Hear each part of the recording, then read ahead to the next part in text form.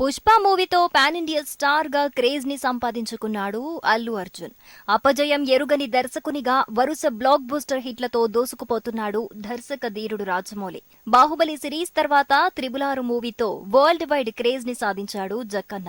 అలాంటి వీళ్ళిద్దరి combination cinema రూపొందితే అది ఏ రేంజ్ లో కలెక్షన్స్ కొల్లగొడుతుందోనని ఉత్కంఠ నెలకొంది. ప్రస్తుతం అల్లు అర్జున్ పుష్ప సీక్వెల్ ప్రాజెక్టులో బిజీగా ఉన్నాడు. రాజమౌళి త్రిబులారు ప్రమోషన్స్ తో బిజీగా ఉన్నాడు.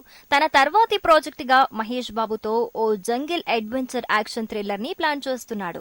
ఈ ప్రాజెక్టు తర్వాత బన్నీతో జక్కన్న సినిమాని తెరకెక్కించనున్నాడనే వార్తలు వెలువడుతున్నాయి.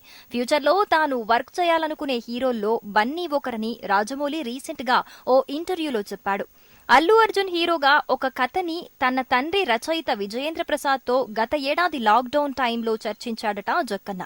బన్నీతో ఈ విషయమై 2-3 మీటింగ్స్ కూడా జరిగాయని సమాచారం.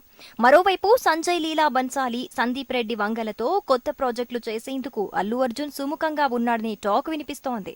అయితే వీటికంటే ముందు రాజమౌళితో ప్రాజెక్టు పట్టాలెక్కే అవకాశముందని అంచనా వేస్తున్నారు సినీ విశ్లేషకులు.